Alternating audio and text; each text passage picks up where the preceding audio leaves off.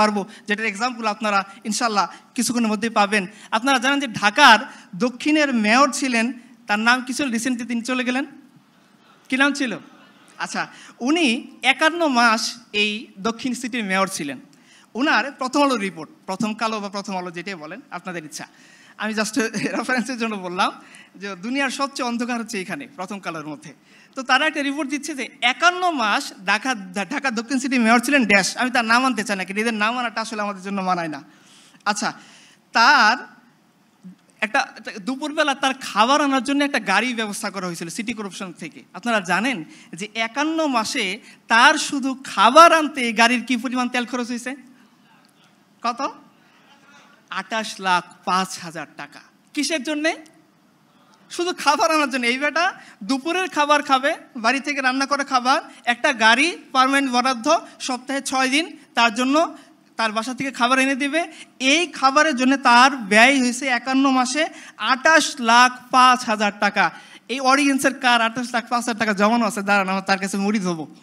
আছেন কেউ? নাই। শুধুমাত্র তার খাবার আনার জন্য কত ব্যয় হচ্ছে? 28,05,000 টাকা। চিন্তা করতে পারছেন তাহলে কি পরিমাণ টাকা তারা মারছে? একটু পরে আপনি পাবেন ইনশাআল্লাহ। এখন আমরা চলে যাই, কেন তারা স্কিপ করে যায় আমাদের শরিয়াকে। চলেন আমরা বাবার বদর যুদ্ধে চলে যাই, আমাদের রসুলের জীবনীটা দেখি। রসুল্লাহ সাল্লাল্লাহু আলাইহি সাল্লাম রওনা দিয়েছেন তার সাহাবীদেরকে নিয়ে। একটু জায়গায় থেমে গেছেন, বলতেছেন, সাহাবীরা তোমরা আমাকে পরামর্শ দাও, আমি কী করতে পারি? আমরা তো মূলত আসছিলাম আবু সুফিয়ানের বাণিজ্য কাফেলা আক্রমণ করার জন্যে। এখন তো মক্কা থেকে পেশাদার সৈন্য এসে গেছে এবং তারা যুদ্ধের এলান করে দিয়েছে। আমরা কি সামনে আগাবো না থেমে যাবো? তো আবু বকর, উমর, উসমান সবাই তো তাকড়া। তারা বলছেন, ইয়া রাসূলুল্লাহ আমরা আপনার সাথে যুদ্ধ করবো, আপনি সামনে আগবাড়েন। রাসূলুল্লাহ সাল্লাল্লাহু আলাইহি সাল্লাম তারপরেও দাঁড়াই আছেন, বলতেছেন, সাহাবীরা তোমরা আমাকে পরামর্শ দাও। তখন আনসারী সাহাবীরা বুঝতে পারছেন যে আল্লাহ রাসূল সাল্লাল্লাহু আলাইহি সাল্লাম এই কথা আনসারীদেরকে ইন্ডিকেট করে বলতেছেন। আনসারীদের সর্দার দাঁড়াই গেছেন, বলছে, ইয়া রাসূলুল্লাহ আপনি কি আমাদের মতামত জানতে চান?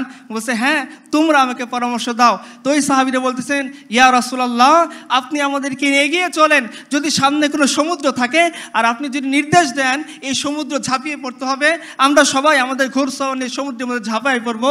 ইয়া রাসূলুল্লাহ আপনি আমাদেরকে নির্দেশ দেন, সামনে যদি কোনো অগ্নির কুণ্ড থাকে আপনি যদি নির্দেশ দেন এই অগ্নির কুণ্ড আমরা পার হয়ে যাব। আমরা মুসার কওমের মধ্যে বলবো না আপনি আর আপনার রব গিয়ে যুদ্ধ করেন, আমরা এখানে বসে আছি, বরঞ্চ আপনি আগায় যান আপনার রবের সাহায্য নিয়ে। ইনশাআল্লাহ আমরা হলাম যোদ্ধা জাতি, কালকে শত্রুর মোকাবেলায় আমরা এমনভাবে লড়াই করব যে আপনার চোখ জুড়াই যাবে। তো রাসূলুল্লাহ সাল্লাল্লাহু আলাইহি সাল্লাম এদেরকে নিয়ে সামনে আগ বাড়লেন। বাহনের সংকট দেখা দিল, 3 জনের জন্য একটা বাহন। ঠিক একই বাহন ইমামুল মুরসালিন, সাইয়্যিদুল আম্বিয়া, খাতামুন নবিয়্যিন, নবীনা মুহাম্মদুর রাসূলুল্লাহ সাল্লাল্লাহু আলাইহি ওয়াসাল্লাম, উনিও সেই 3 জনের একজন, যিনি বাহন শেয়ার করে চলতেছেন। আবু লুবাবা, আলী এবং আল্লাহ রাসূল সাল্লাল্লাহু আলাইহি ওয়াসাল্লাম 3 জন বাহন ভাগাভাগি করে চলতেছেন।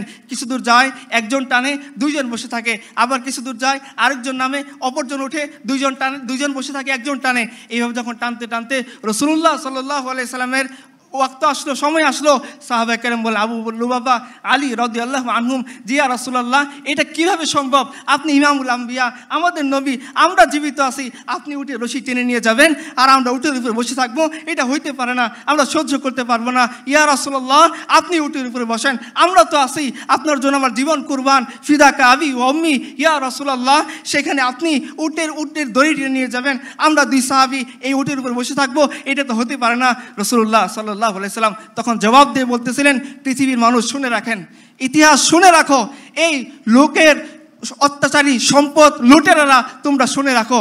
রাসূলুল্লাহ সাল্লাল্লাহু আলাইহি সাল্লাম তখন বলতেছিলেন, আরে আমার সাহাবীরা তোমার সওয়াবের দরকার আছে, আমার বুঝি দরকার নেই? তোমরা কি শক্তিশালী দিক থেকে আমার চেয়ে বেশি নাকি? তোমরা উটের উপরে ওঠো, আমি উট টেনে নিয়ে যাবো। রাসূলুল্লাহ সাল্লাল্লাহু আলাইহি সাল্লাম বাহন শেয়ার করে চলেন, আর এরা শুধুমাত্র খাবার বাহনের জন্য জনগণের 28 লাখ টাকা নষ্ট করে। আপনি চলে যান উমরের কাছে, আমাদের পিতা রাসূলুল্লাহ সাল্লাল্লাহু আলাইহি সাল্লাম হাতে গড়া খলিফা, তিনি যখন বাইতুল মাকদিস বিজয় হচ্ছেন, তিনি যখন যাচ্ছেন বাইতুল মাকদিসে ইহুদিদের সাথে চুক্তি করতে, কয়টা বাহন নিয়ে গেছেন? কয়টা গাড়ি নিয়ে গেছেন? কয়টা BMW ছিল? তার আগে পরে কতগুলো সৈন্য ছিল? কয়টা বডিগার্ড তার ছিল? তাকে রক্ষা করার জন্য, নাচার জন্য কয়টা নর্তকী ছিল? ছিল কেউ? তার গোলাম, তিনি গোলাম উটের উপর বসতেছেন, উমর টেনে নিয়ে যাচ্ছেন, উমর উটের উপর বসেছেন, গোলাম টেনে নিয়ে যাচ্ছেন। এখন আপনারাই সিদ্ধান্ত নেন, আপনারা কোন সমাজ চান, কোন শরীয়ত চান, কোন ব্যবস্থা চান, যে ব্যবস্থার মধ্যে একটা রাষ্ট্রপ্রধান তার সাধারণ দুইজন প্রজাকে উটের উপর বসিয়ে নিয়ে টেনে যায়, এই এমন সমাজ যে রাষ্ট্রপ্রধান তার গোলামকে উটের উপর বসিয়ে নিজে টেনে নিয়ে যায়, এমন সমাজ না যে সমাজের মধ্যে এই সমাজের নেতাপতিরা, এই সমাজের গোত্রপ্রধানরা, এই সমাজের রাষ্ট্রপতিরা শুধুমাত্র খাবার আনা নেওয়া করার জন্যে জনগণের 28 লাখ টাকা নষ্ট করে। এটা আপনারা